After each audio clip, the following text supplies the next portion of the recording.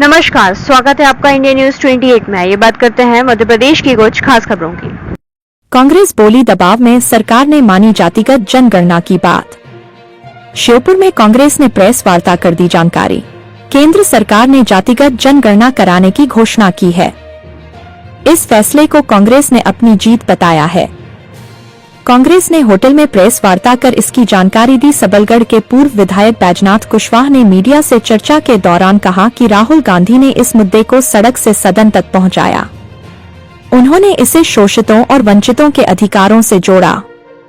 कांग्रेस जिला अध्यक्ष अतुल चौहान ने बताया कि राहुल गांधी ने जनता से जाति जनगणना का वादा किया था। कांग्रेस ने लोकसभा चुनाव के घोषणा पत्र में भी इसे प्रमुखता से शामिल किया था। उन्होंने इसे जनता की जीत बताया। उन्होंने कहा कि कांग्रेस पार्टी सामाजिक न्याय और सभी वर्गों को उचित हिस्सेदारी देने के लिए प्रतिबद्ध है। श्योपुर से संवाददाता नौशाद अहमद कुरैशी की रिपोर्ट। कांग्रेस देख रही है कि कांग्रेस की वजह से ही ये जाति जनगणना मोदी जी ने लागू की है, घोषणा की है।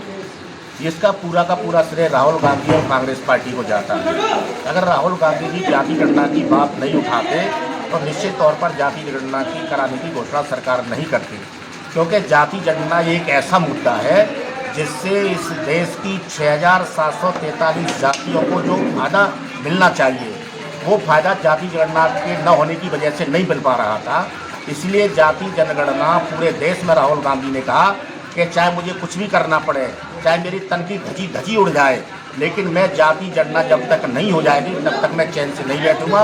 इस बात को लेकर के राहुल गांधी जी ने इस देश के अंदर में बहुत यात्राएं की हैं, चाहे वो भारत जोड़ो यात्रा हो, चाहे भारत जोड़ो न्याय यात्रा हो, या घर चलो घर घर चलो, या हाथ जोड़ो यात्रा, तो तमाम सारी ऐसी यात्राएं की और कई बड़ी बड़ी सभाएं करके, सेमिनारें करके, इंडोर मीटिंगें करके राहुल गांधी और कांग्रेस के कार्यकर्ताओं ने वो माहौल पैदा कर दिया था कि अब मोदी को पता चलने लगा कि जनता जागरूक हो चुकी है, मुझे आनंद फानंद में जल्दी इसकी घोषणा करना चाहिए, नहीं तो हमारी राजनीति खत्म हो जाएगी। निश्चित तौर पर ये राहुल गांधी जी को पूरा श्रेय जाता है। कांग्रेस के लोग बड़े उत्साहित हैं, बड़े अपने आप को गौरवान्वित महसूस कर रहे हैं।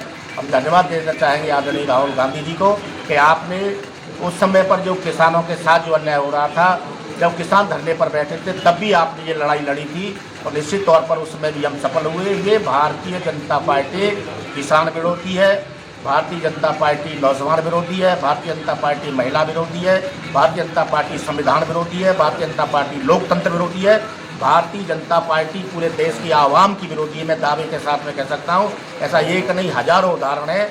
आज भी देश के अंदर जो दंगे हो रहे हैं, निश्चित तौर पर इनमें भारतीय जनता पार्टी का कहीं ना कहीं हाथ है और ये सब सामने आ रही है।